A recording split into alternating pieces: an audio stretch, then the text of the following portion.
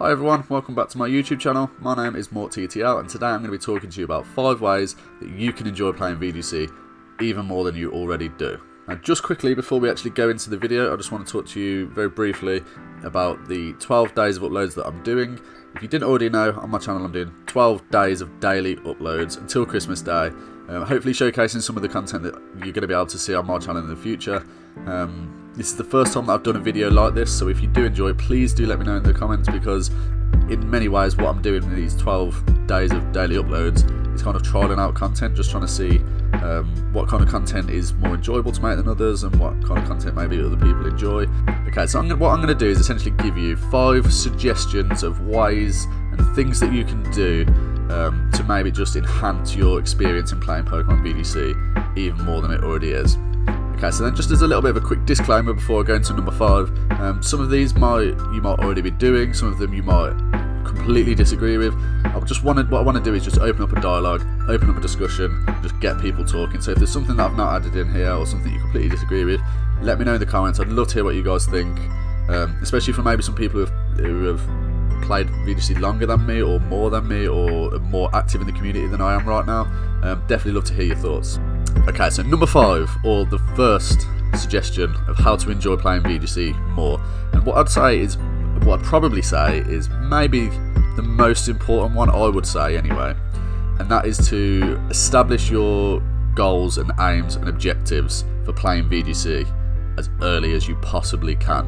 Now what I mean by this is not necessarily to take the game super serious and you know, try and almost make out like you're going to have a career or a lifestyle from it, but just work out what you want to get from the game. It might be that you want to play with more fun teams. It might be that you want to play to win worlds. That's what a lot of people do. What I would say is to just find out what it is what you want from the game and then work hard at doing that. Not everyone is going to want to get the same thing from the VGC community. We've seen so many times over the past years about discussions about whether people should use standard teams or fun teams. Work out for you what it is that you want to do. If you want to have fun, if you want to use teams that are a little less standard, then go for it. You might not do it as well. Maybe you will, maybe you won't. If you want to do better at the game, then maybe some of the other suggestions will be better for you. First thing you should do, in my opinion, is establish what you want to do in terms of VGC. And just to sort of add on to that point as well, this isn't just in terms of where do you want to go and how successful do you want to be in the game, but actually working out, is going to live events something that interests you? If so, when we sort of return from COVID, there's going to be ways that you can sort of look into go into those events. Is that something that's not possible for you? Maybe you live in a country or live in an area where there's no live events anywhere near, so maybe what you want to do is be a ladder hero or play online tournaments more. Just work out what it is for you that's going to get you the most out of the community, the most out of the game, and then take it and run with it. Okay, and then number 4, or the second suggestion, I really don't know how I'm doing this, whether I'm going to count up or down. Number 4 is to immerse yourself in the community more than you already have. Okay, now this is one that I want to be careful about, because there's a lot of people that are probably watching this that are extremely immersed in the community, extremely active on Twitter and Discords, on the Reddit, on the VGC Reddit and all that sort of stuff. And actually it can lead to, especially with the VGC Twitter, I think it can lead to some sort of toxic behaviour and toxicity and actually maybe giving you a more negative experience. If that's the case, what I'd say is you need to find where the community is best for you. So for example, you might have been on VGC Twitter, you might have tried to follow a bunch of people and maybe you're not that active, you don't tweet too often. VGC Twitter maybe isn't going to be for you. Maybe you need to get yourself into a Discord of other VGC players where you're laddering and practicing and sharing teams quite often. That might be something that makes your experience a lot better. It might be that you've only experienced the VGC community on YouTube comment sections, or maybe in the Reddit, or the VGC Reddit, and maybe that you want to get more into the Twitter and the Discord. The VGC community right now, I would say, is I don't know, people might disagree, but I think the VGC community is actually booming right now. Considering there's no live events, I think that there's more new players playing than I've ever seen since the start of 2017. The game has like a really exciting feel to it, and there's just loads of places where you can play online tournaments. There's loads of places where there's you know, big tournaments, small tournaments, loads of different places that you can talk to people and actually just meet new people. When I first started playing, I really felt like it was difficult to sort of break into the online community at all. I really felt like I didn't have a place. I didn't feel like, you know, if I had something to say about anything, that I just felt like I wouldn't be listened to. I feel like it's actually different now. I think that you know, you can make a name for yourself in the community, whether that's going to be getting on Twitter, in Discords, on the Reddit, you know, maybe starting a YouTube channel or something like that. Yeah, I'd say get yourself involved, but be cautious of the toxicity, because there is toxicity. There's dodgy stuff going on the VGC Twitter that I see a lot of that I don't like. So yeah, err with caution. Err on the side of caution on that one, should I say. Okay, and so number 3, I guess this is number 3, whether we're going up or down, but number 3, and this one might be a little bit controversial, or it's either going to be the most controversial one, or it's going to be the most obvious one out of the 5, and that's just to get better at the game. And I don't want this to just sound like my response to anyone that asks me how to enjoy playing VGC more is just to get good. Like, that's not what I'm saying at all. What I'm saying is that actually some of the most enjoyable parts of VGC for me is when I've felt myself improving at the game, and you can actually see and you can sort of measure your success. You can feel yourself actually getting better at the game. So for me personally, I felt like, you know, gradually over time I was improving at the game, and, you know, I definitely felt like I was getting better. My ladder rating was sort of slowly getting higher and higher, but it wasn't really until I actually started to have some success in real life events, you know, started actually going to regionals and actually getting some championship points on the board and pushing for a world's invite. It wasn't until then that I actually started to really enjoy it, and that's because I was doing better at the game. I felt like I could compete with some of the best players in the UK, and actually that made the game so much better for me. I'm not going to go too much into any specific ways of getting better at the game.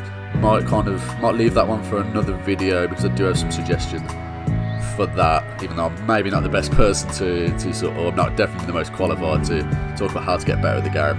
But work out what it is you need to do to get better at the game. If you're a complete novice at VGC, if you've really not been playing for too long, then the best thing I'd do or the best thing I'd recommend is to just go onto Twitch streams, YouTubers. There's so many good YouTubers and streamers out there that are putting out good, solid content that's going to help you get better at VGC.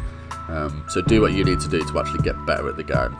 So coming in at number 2, we've only got 2 left now, and this is going to this is segueing off of number 3 really, and so my suggestion is to not be afraid to use standard teams. Okay, and this one I feel like is going to probably have a bit of a mixed response, because standardised teams is a massively hot topic, I feel like, always in the VGC community. You've kind of got one half of the community that just constantly use the best teams that they see, the teams that are at the top of the ladder, the teams that are winning tournaments, the teams that the top YouTubers are putting on their Twitch streams or YouTube channels or whatever. And then you've got the other half of people that play VGC that are on the periphery, not the top players, I mean just on the periphery, that are just completely stern and ardent that they must use non-standard teams, they must build their own teams, and it must be super creative and inventive, and it must be constantly reinventing the wheel in order for them to have fun. What I would actually say, I was kind of on that second half of it. I always wanted to have some kind of a gimmick on my team when I was building in 2017, 2018. But actually the most fun I had was when I was just using teams that other people had built that were just good, and I was just having fun because I was beating people at the game. I was getting higher on the ladder with teams that I hadn't built, that other people that were better at team building than me had built. I was going to events and actually getting championship points because I was using a team that was optimal. And actually, I feel like it made me a much better player to do that as well, because I learned kind of how to get into the mindset of a better player a little bit earlier, and then I was able to kind of transform that into my own team builds after. I'm not saying that I'm a good team builder, but I've definitely improved, having kind of learned from some of the best people. So again, I'd err on the side of caution with this one, because just taking the top player's team, for example, just taking Wolfglick's Players Cup 2 winning team right now and just putting it on the Pokemon Showdown or Battle Spot ladder, that's not going to make you a good player. But I'd probably say you'd get more out of doing that than just making some random team with just obnoxious Pokemon that just has a really weird gimmick that probably will work 1 out of every 4 games.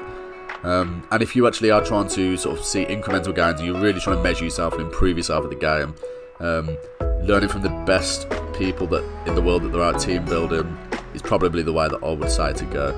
Okay, so just before I give you my final suggestion on how to enjoy playing VGC even more than you already do, I just want to kind of just pause to reflect on the ideas that I've given you already, and I feel like I've kind of split them into the two ways that I've kind of given you really. I've gave you suggestions on how to change your mindset and your attitude and the way that you sort of approach VGC as a whole, which I'd say is the most important thing to the game.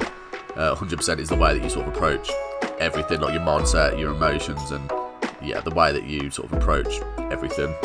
And then I've also kind of given you a practical strategy. I didn't go into too much detail about it. I didn't give you any tools or stuff like that. But I've given you a more practical way.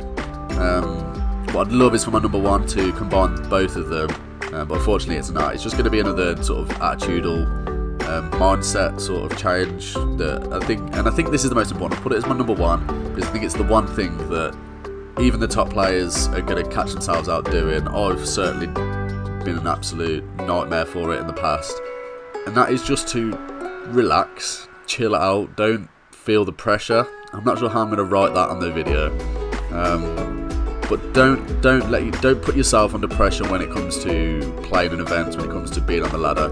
I've seen so many people, and myself included, if anyone follows me on Twitter, you've probably seen me have 1 or 2 meltdowns in the past based off Pokemon, and so yeah.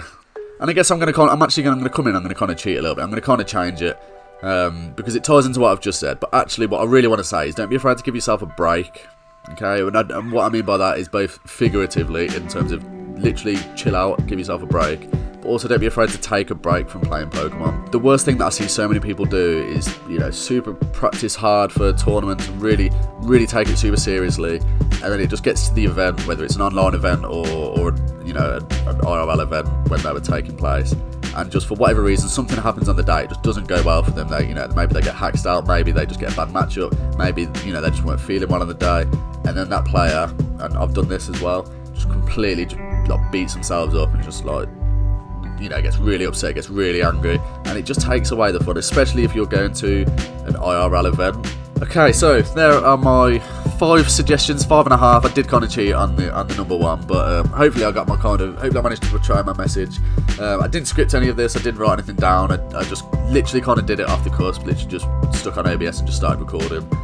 Did it all in one take. Obviously I've edited it, cut it all through and tried to make it a little bit more entertaining through that. But yeah, I really just wanted to start a dialogue on this. I don't see people talking about it enough, to be honest. I see people constantly giving each other team building ideas and strategies and stuff like that, but people don't talk enough about how to just enjoy the game and have fun, because that's what it's about. That's the reason why we play. It's the reason why we ever played Pokemon. It's the reason why we play competitive Pokemon. So please do tell me in the comment section what you think. Is there anything that I've completely blatantly missed out? Is there anything that am I talking absolute rubbish? Talk to me, tell me what you think. Other than that, guys, that's everything from me. I'm going to be doing another video like this next week, next Wednesday, that'll be uploaded. I've actually had fun just kind of sitting in front of the camera and just talking about VGC. It's something I don't do enough of. So definitely going to be seeing more from me. But for now, guys, I'm off. See you later.